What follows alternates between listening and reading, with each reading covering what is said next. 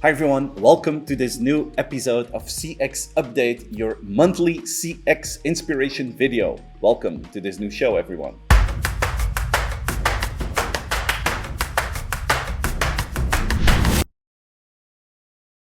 Brian Chesky, the CEO of Airbnb, he spent the last 6 months living in premises that he's renting out through his own platform. He wanted to learn what the real customer experience was like.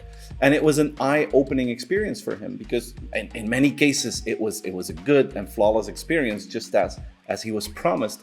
But like in 10% of the cases, it was a disappointment because some of the owners, they gave him a list of chores that he had to do when he came into the house or when he was leaving the house. Some of them asked for a giant fee for a cleaning crew. All things that aren't in line with his philosophy of what Airbnb should stand for. He believes that Airbnb should be about a very convenient experience, really based on the user, based on the customer. And he was disappointed that in some cases that wasn't really happening. And I love this. This is a CEO going in the field to experience what customers go through every single day. So he looked at the world from a customer point of view, not by looking at an Excel sheet, not by looking at market research data, but just going in there in the wild and figuring out how it works. This really supports my philosophy of friction hunting, because when he came back in the office, the first thing he did was make a list of 50 items that he wanted to change to improve the customer experience. And this is fantastic.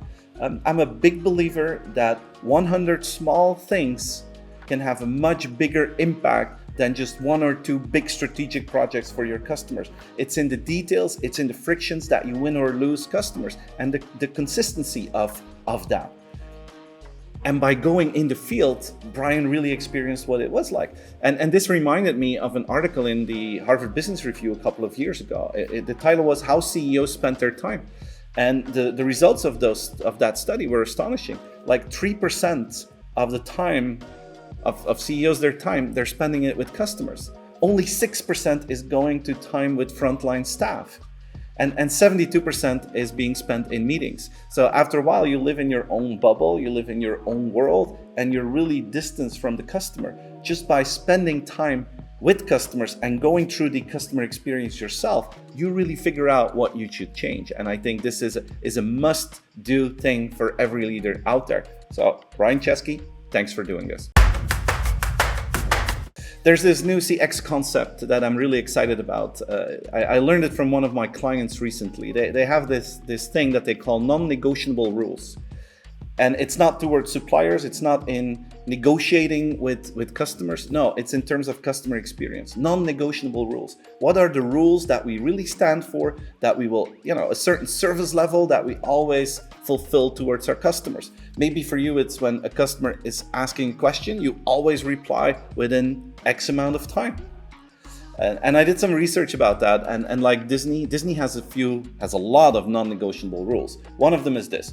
The height of an attraction in Disney World can max be 200 feet. Max 200 feet. And the reason is that if they go above that you have to add specific lights for the planes and the helicopters that they wouldn't bump into it. As long as you stay below that line, you can do whatever you want. So Disney wants to hold control of the experience. If people walk in Disney World, they want them to be in another world. And if you see something from the real world, like a blinking red light on top of a building, that's not Disney. So they keep their buildings, their rides lower than 200 feet. Like the Tower of Terror, 199 feet. Expedition Everest in Animal Kingdom, 199 feet. That's a non-negotiable rule. We define what the atmosphere looks like.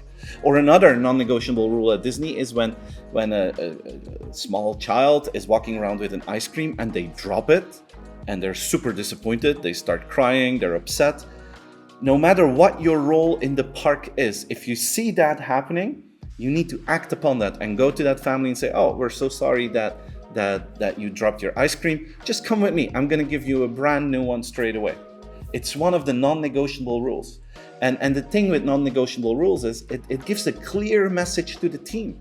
It's non-negotiable. This is what we expect you to do. It's clear behavioral guidelines. If you see an ice cream fall on the floor, your reaction is, help that family, give them a new ice cream, whatever your job is. It also gives this message that you find customer experience really important. So a good summer exercise for all of you could be that you think about what are the 5 non-negotiable rules that we could create towards our customers. Maybe things that you already do or that are implicitly there, but now you write them down and you share them and you start to act upon it.